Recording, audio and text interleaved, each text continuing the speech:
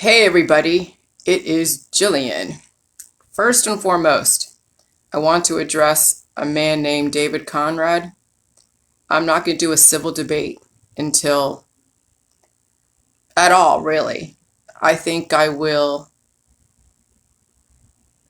most likely interview with two people who, one, I'm not sure exactly their direction, but that's okay because they are in the journalist world and they do write about science. The other person will be someone that's in high school because I really need to reach the younger population. And so I'm not going to do any kind of civil debate from anyone that emails me. If I don't even know who you are. So I'm really not going to waste my time being pleasantly attacked. Though the journalist could do that too, but I'm fine with that because at least he has some scientific background. So I want to address that first and foremost. But the second thing I want to address is how I need to construct introducing Jilly juice. And I remember when I was taking my organizational development class back at Chapman. It's now called Brandman University, but it was Chapman at the time in Folsom. It was like in 2006 or so, 2006, 2007. And I was working with a bunch of students in the tech industry. Some were working with Microsoft and others were working for Intel. And so, when you're in like living in Sacramento, you're going to be around so many tech people. And especially in adult education, you're getting people who are trying to just finish their degree or get to another level in their company. And so they're taking classes and going to night school, and they're in the tech industry as well. So being in Silicon Valley, I'm surrounded by techies. Okay, I live next door to a lady who is very much an influence in the tech world. I'm not gonna say her name because she doesn't need that kind of press around me. But yeah, I mean, a lot of people, that I went to school with are now working for Google, working for Facebook, working for different defense contractors. I mean, when you were raised in California, you are in the middle of it all. And so you do get a specific perspective, even if you're not sure what this perspective is until you grow up and you figure out your path in life.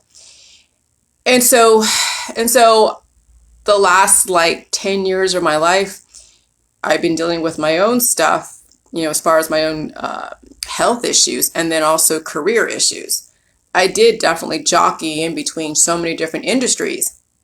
And so when I went to school, during that time, it was also when I was working for a high school in data and accountability. And I was working for a PhD postdoc who was writing more, who's trying to, in education. And I was getting a lot of tutelage under data management, data analysis. Okay. And so I have a lot of background in Excel. I have a lot of background in like flow charts, process flow diagrams. I did definitely train my mind to look at things in a very detailed way. But, unless you go to school and get the degree, then, what are you going to do with that kind of, ancillary information? But I did find that I did at one point when I was working with that as like an informal intern where I was, this person was working with Microsoft and they also were working with some of these blue chip stock companies like Chevron and Department of Education or Department of Employee Development Departments in California and Department of Education. And so those, those people gave me a really good background and a foundation. But I wanted to get certified in IT infrastructure library because I knew that was the kind of the foundation point on understanding processes and very systematic steps to get to have an idea and have a product and have an idea, and how do you implement it into an organization. And so that's one segment of Microsoft is how do you take an operating system and infuse it into something like Chevron, into something like the Employment Development Department in California. And that has to do with so many different levels of people that you must work with, and also infusing change, especially when you're putting in new software, new hardware. You're changing up the business process. You're streamlining the business process. I mean, everything is about business process, but our world is so compartmentalized that people don't realize that even your body has a process. Even the world, like, is a process, has a process. And so I got stuck in the last 10 years in the activism, in the, all of the different politics, potentially even religion, and all the debatable science that's out there. And so when you get stuck in that loop, there's no way, there's any way anyone could possibly penetrate, an actual organized way to understand, to implement change for one, but to understand why change happens. And so what happens, like what I've seen in the bigger picture, are people who have a resistance to change. And I also see that in companies. Okay, I mean, I worked for even small, very small, family-owned businesses where change is not readily acceptable. And those that do not conform to the change, they get terminated literally and physically, and literally and figuratively. And so now that I'm able to release all of the conspiracy stuff and all of the anger and all the activism that I see from my Jilly Juice crowd, because I've been really triggered a lot lately by some of my Jilly Juice crowd who are still stuck in the anti-vax, who are still stuck in demonizing Bill Gates, who are still stuck in resisting all the different changes, which really, the changes that you're experiencing right now that you're resisting is part of an overall change management process that is being implemented because there's a new operating system being infused into the world. And so I've narrowed my objective down and organized how in which I'm introducing data, and then also effective and proper data management. And that's what IT infrastructure library is. It's about data and naming and having universal names for this data so everyone's on the same page. And then how do you effectively manage the data management? How do you effectively manage that data? To where then your objective is, what is your objective? Well, that's where every company has to figure out, well, first of all, you have to know what the company does, and then what's the company's objective, right? And that's like with anything. Who are you and what is your objective as far as a human? And everything translates from the macro level, Earth, and then the companies, and the people, and then the cells, to the micro level, okay? And that is what I'm trying to address, is how you connect the macro and the micro.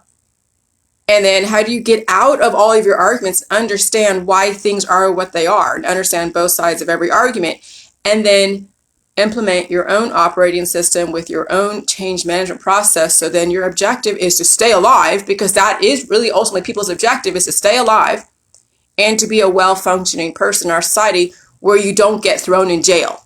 I mean, that's your objective, right? You don't want to be thrown in jail, and you want to be able to move around in society as freely as whatever that means to you. And it means different things to different people. And so finally, now that I got rid of the conspiracy BS, my God, that was the monkey on my back. That was causing me so much issue, was still adopting the dualistic programming of division and activism.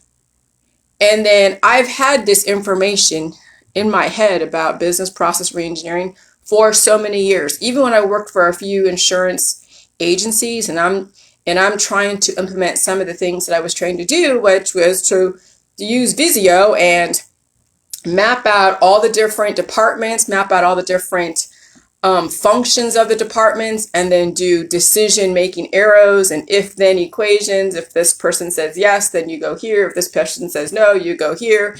And that way you can map out all the different factors and always have a solution for every decision that is made, and workarounds if things don't always go according to plan. And that does take, well, not only training in that area a little bit, because some of you have never heard of business process reengineering, but it also takes a clear gut to be able to get away from all the bullshit that's out there And let me tell you, you know how much bullshit I was involved with because of the groups that I belonged to, the people I surrounded myself with, and all the confirmation biases that are so prevalent in every belief system, activist stance, whatever. And so finally, I figured out. Now that I understand about the Georgia Guidestones, okay? So the Georgia Guidestones is the Georgia Guidestones. Everyone can spin it based upon their perception of it. And really, ultimately, you have the choice whether or not the Georgia Guidestones are going to work for you or against you. But it's not even just the Georgia Guidestones. It's also the viruses and the Jilly juice. Because there's always going to be systems out there that are going to support people in whatever belief systems they have, regardless of their knowledge of the actual main objective. And so if I can actually point out the mission statement, who the actual company, what the company is being served, like the client or the customer, and who the company is supplying these deliverables, which are the products and services, then you can kind of see where I'm going with this. Then you can understand from the macro level to the micro level and plug in the words or the things that you understand into what I'm doing. So I'm going to, and this is, I had to think about this. I mean, my dog was like, I want to go outside. And I took her outside, but I was like, I had to do this. So like with any company, when you're implementing a business process reengineering type of service to a company who needs major changes, well, first you have to identify what the company is. The company is Earth, okay? Earth is a company. Earth has so many levels of ideas and beliefs, and also departments, okay? And you can name out, I mean, all the different departments. What would be a department? It'd be a animal, plant, a human, and then you can go down from there. And so Earth is providing support to all of biodiversity, okay? And so what is Earth? So if Earth was a company and it has an objective, if Earth is looking for a vendor, Earth is looking for data and data management, which are needed with biotechnological integration to upgrade the whole system. So Earth needs to go through an evolution. Regardless if you think Earth needs to go through an evolution or it's going through an evolution, I don't care what your perspective is as far as your speculation. Earth is going through an evolution, okay? And you can't stop it. It's going through it. The collective and the powers that be are supporting evolution. And so Earth is looking for data and data management. Okay? So what's the vendor? The vendor is the new world. Forget the new world order. I'm not even saying the new world order. It's going to be the new world. So the vendor, so when you're hiring a vendor to come in and help support the company called Earth in its evolution, the vendor has to have some kind of product or goods and services to be able to show that they can produce a deliverable, which is an actual main objective. So the new world will have components like the biotechnological operating platforms providing viral operating systems and data management support like Jilly juice. Now, this is where people have to understand that viruses are data, which I'm going to obviously point out, but viruses are data. Viruses are a type of data that has a DNA that will upgrade you or downgrade you based upon the health of the device, which is your body. But that's getting very technical. Let's look at the bigger picture, okay?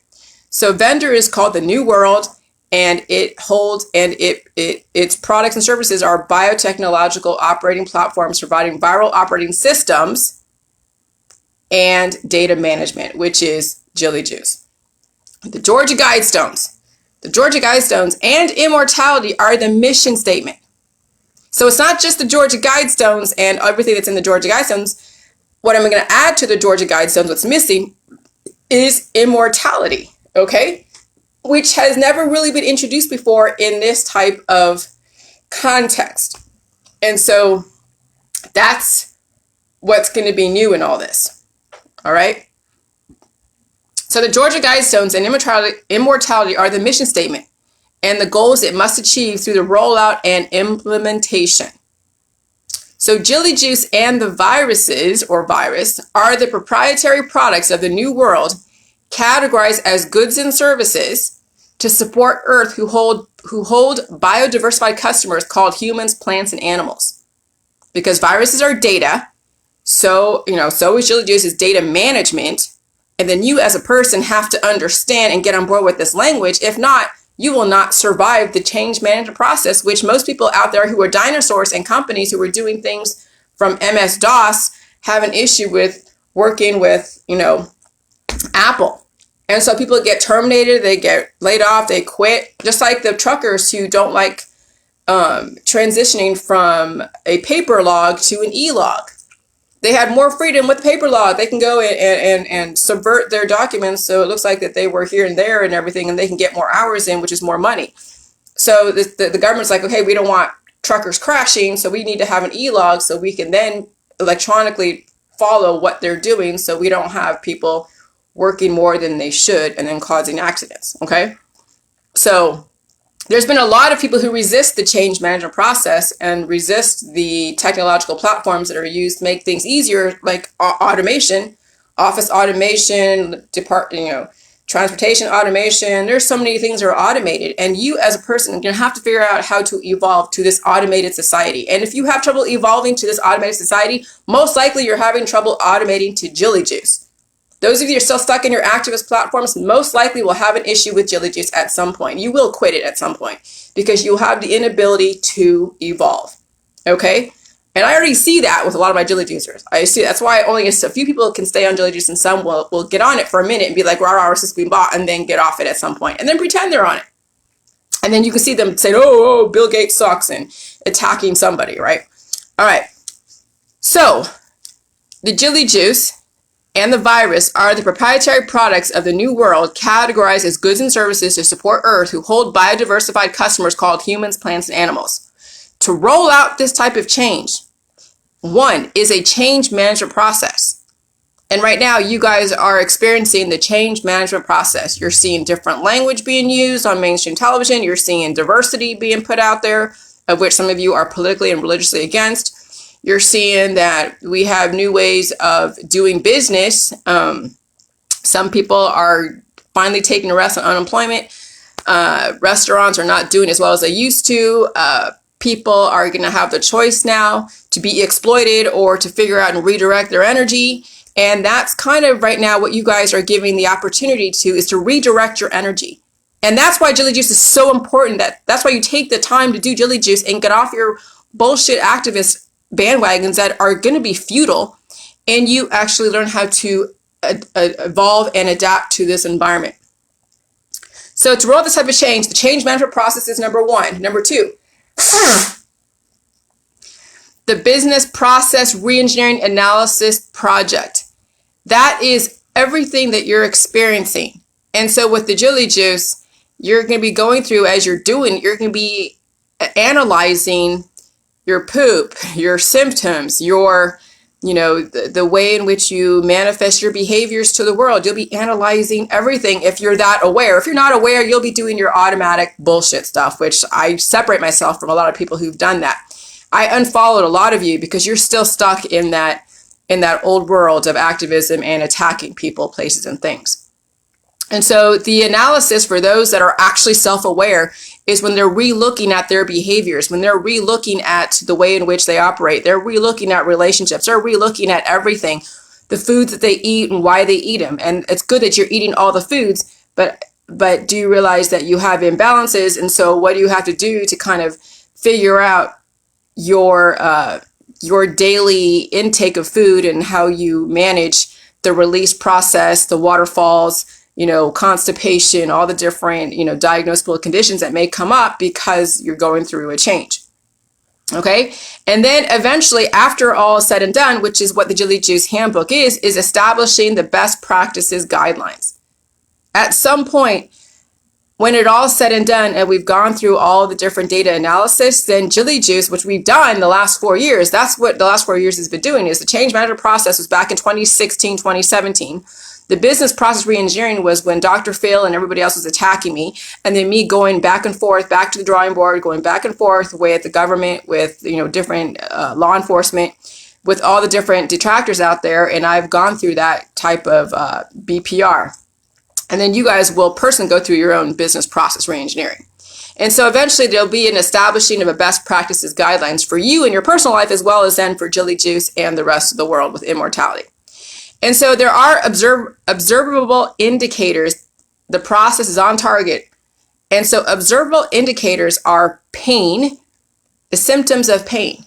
Forget calling them anything, whatever. Every single symptom of pain and uncomfortability is an observable indicator that you're on target. Because let me tell you, if for people who have uteruses and they're being exposed to different variants in the environment, like viruses and stuff, you're going to have maybe a day or two of cramps. And you'll notice them. They'll be very noticeable. And so the more aggressive a virus is in the environment and relative to, what's going on in your system, the more painful your ovulation is going to be. Okay? Which is called evolution. And so for people who have uteruses, at this point, until we have cut down 7 billion people and they're not and the system is not constantly upgrading the environment, you're going to deal with some pretty painful periods, and it is what it is. If you don't experience painful periods, then is your uterus, if you have one, is it evolving to the level of the environment? And so these are the specific indicators, observable indicators that you're on target. Okay? So what are the main objectives? Immortality and balancing out the population on Earth in perpetual balance of nature. Okay? So if you want to check out the Georgia Guidestones yet again, okay, they're all about balance and other things. Okay, so if you read the Georgia Guidestones. And so the vehicles to meet the objective are effective data and proper data management. The deliverables are reversing the aging process and implement a systemic approach to meeting the objectives, even if it takes 50 or 60 or 100 years. So the unique part of the Jilly Juice rollout of the business process reengineering and effective data management is the fact that there really isn't a short timeline. Okay?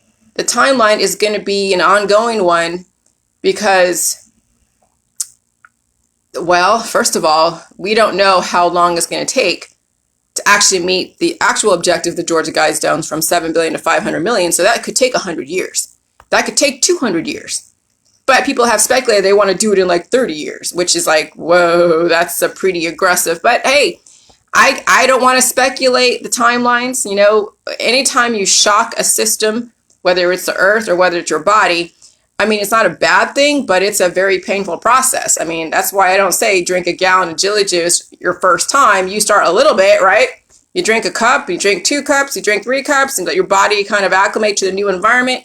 You do your waterfalls, you eat your food, you deal with your predispositions, and then over time you might increase your amounts of intake, and sometimes you might let a week or 2 pass by before you drink again, and some people let like 6 months pass by before they drink again because they got things going on, and that's fine. Everybody has their own timeline. So you don't want to shock any system too much, and I don't think the system, okay, the powers that be want to shock the system too much, but then you have weather and you have different conditions that, everybody can speculate, whatever, and I don't want to go down that I don't even care. Here's the thing. If you understand the indicators and there are warnings out there, regardless of where they came from or what was the catalyst to the warnings, you heed warnings. I don't care what they are. If you think that Jilly Juice is dangerous and you're afraid of pain, then heed the warnings of the trolls. Don't do Jilly Juice and live a predictable life. Whatever, that's fine. If they say, okay, there's going to be a high fire danger in this area in this time, and your home insurance won't even cover you anymore, maybe it's time you get the hell out of that area. Maybe it's time to sell your house or whatever and move somewhere else.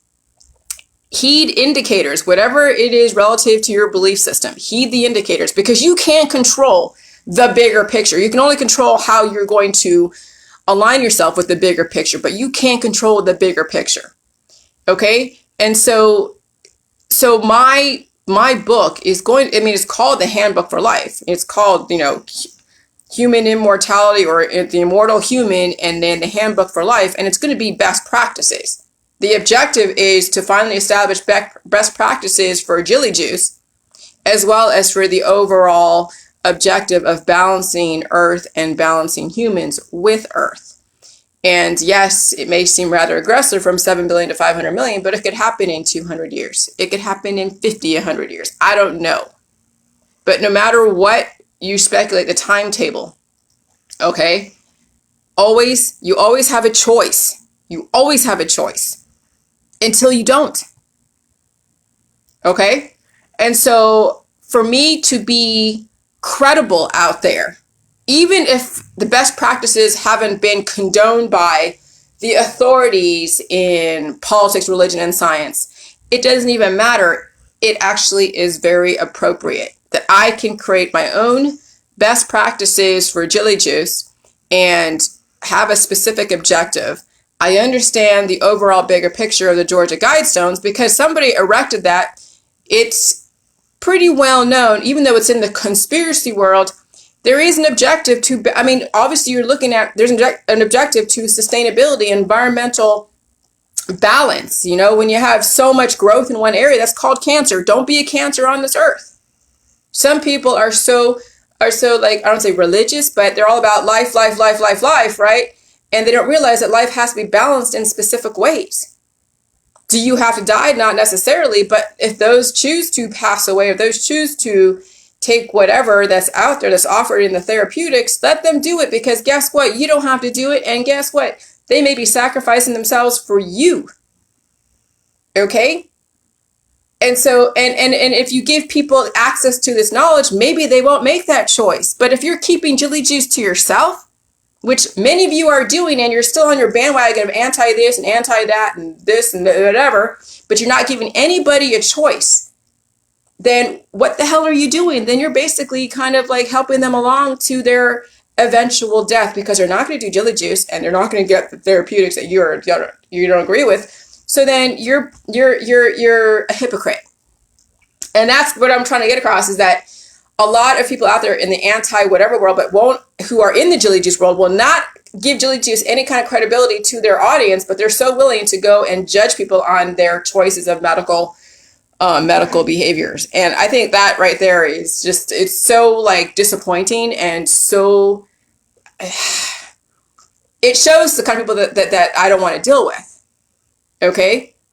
Because if you're all about life, but you honor those that make their choices, then you give people the opportunity. You don't convert people. You don't ram, any belief system down someone's throat. You give them the access to the choices and the information, and then eventually they'll choose. And that is a Freemason creed. You give people the choice, the Freedom of Information Act. You give them the inserts. You give them the back of the bottle. You give them all the information, like the internet. And now you've armed people with info, whether they look at it or not. Hey, it's irrelevant. If they don't look at it and they still go on their merry way, then whatever, who cares? It's nothing to do with you. But if I can get you guys to be able to exemplify what it's like to actually reverse your issues and have some kind of incremental progressive peace in your life as you are evolving, and you understand that evolution is painful, but it won't be as painful as you reverse your predispositions, holy crap. I'm telling you, people would probably follow you. People would probably listen to you if you're not a hypocrite. But, and so that's why I now can feel comfortable with pointing out people's foibles and their weaknesses on my page, not so much on other people's pages, but on my page, because this is what's going to keep me engaged and keep me accountable for what I say to other people, which means I got to take my own advice. And so it's funny when I see people out there, their posts like, the truth is something that whatever, and then the lie doesn't want to be challenged. It's like, whatever, you know, truth is perception. Okay, and so I forget that terminology. But you realize that whatever you judge on other people, I'm telling you, probably a million fingers are pointing right back at you. A million. And I don't know. So anyways, I'll get off of that little bandwagon there. But what my main objective is to be able to present Jilly Juice and all of my research in a way that is very reader friendly to those that are in not only the tech world, but in the consulting world. There are a lot of companies out there that are in this type of industry, okay, of organizational development, business process reengineering, streamlining business processes, streamlining every kind of process, whether it's manufacturing like Six Sigma or BPR to an overall company. You know, consulting is huge. And there are so many companies that do this, and they do get certifications. Some are more specific, geared towards certain industries, but when I write this book and you see like the 48 different industries, they all have their own best practices. And then there's also the support industries that support these industries. And then it goes down from there. Then there's the infrastructure that supports the people who are supporting the industry. So it's like a whole top-down thing. It's like a pyramid. Okay? And you figure out where you want to specialize in and start planning for your future. Living off-grid in a freaking trailer with your 12 kids, railing against the government, against Bill Gates, against this person, against that person is completely like asinine. And there's people that I've separated myself, that I separate myself from them because they're basically taking themselves back to the freaking caveman days. Oh, but I want my creature comforts and my Afghans and my kitchen and my potware, but I want to be somewhere off the grid in a trailer, chopping my own wood. Like, what the heck? Those are the people that I can't deal with because they can't acclimate to the new evolution. And they won't survive. They're probably not going to do Jilly Juice, really. They're not going to stay on it. And most likely, they're going to be miserable out there where they're not integrating with society and evolving with society. Okay, because at some point, society is going to be digitized. Everything's digitized. There's going to be public health measures, which are not poisonous, because if they're poisonous, you'd all be dead. Just so you know, yes, there's going to be complications such as evolution that I told you guys, pain is evolution. So if you go through an evolution through the different therapeutics, what's wrong with that? Support it correctly. Oh, but I want them to program me. You've been programmed ever since we jumped from the cradle of mankind to the cradle of civilization. You have been bioengineered. You have been programmed ever since the beginning of civilization. So I don't want to hear this BS that, oh, the vaccines are going to program you. Yes, on some level, but guess what? I haven't taken the vaccines yet. I will eventually. But I've been around people who are shedding, who were just recently vaccinated, and great, and I went through an evolution. It took me about a week because I didn't want to, totally slam myself with JJ. So I wanted to feel the evolution. I wanted to feel what exactly is this person shedding and how is it going to affect me? And how it affect me? I was just tired. I was just tired, and that was it.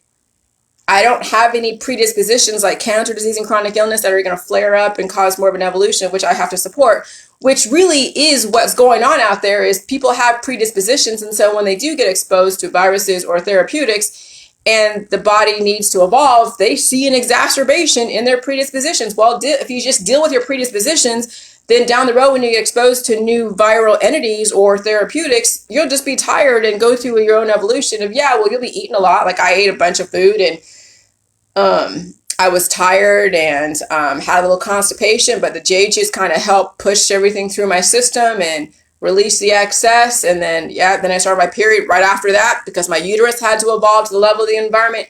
And then now everything's great. I have now another clarity of thought. Every single time I go through a viral evolution, being exposed to my environment or people who have been recently therapeuticized, I have been able to convert that energy to my benefit. And I wish that you guys understood this. I wish. And that's really my main objective and my main passion, is that people finally get off the politics, get off the total divisive type of behaviors. But I know I can't, it's a process. And you saw me go through that process, and I can't, force anyone to evolve faster than they are allowing themselves to. So yes, but then I'm just afraid that some of you will get stuck in the activism. You'll get stuck in the demonizing. You'll get stuck in your distractions. And Jilly Juice will be just kind of like on the wayside a little bit, just something that you'll do a little bit, but that's it. You're not going to really see any major evolution. And when there's a new major aggressive virus, okay, whatever it is, you won't be able to handle it. You won't survive the environment because you've been, thinking that you can get away with doing a little bit of Jilly Juice, and you're distracted with everything else. And I'm telling you, evolution is not comfortable. Just even me going through my, my first initial ovulation, the day before, like yesterday or the day before, I was just like, oh, this sucks. But I knew I had to go through it. I just went to sleep. I just watched some Netflix and I went to sleep. But yes, prior to that, I did, like, because I was exposed to a virus, and then for my body to evolve, I had to eat a bunch of food, whether it was sugar and carbs and meat and milk and cheese and eggs and all that. So every single time you go through an evolution, you have to feed your body. And then, yes, you're going to have a lot of poop in your system that the body is going to use. And then at some point you're going to feel like, I did feel like very bloated. And I looked very bloated for probably about a week because my body was, my gut was going through that evolution. And so that is kind of what to expect once you actually reverse all your issues and then you get exposed to new variants. So humans can adapt to levels of the environment. It's when people are trying to anesthetize themselves, when they're trying to get rid of the pain so quickly unearned that they don't survive evolution, either like that day or over time. And so, yeah, you're seeing a lot of people are, in the hospitals or getting more complications with cancer, disease, and chronic illness.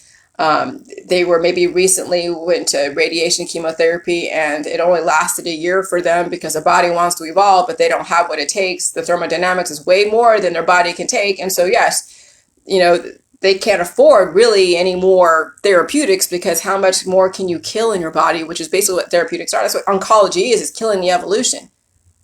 When you kill that last little piece of evolution that is in your vital organs, then yeah, you just have a complete heart failure or lung failure or brain failure.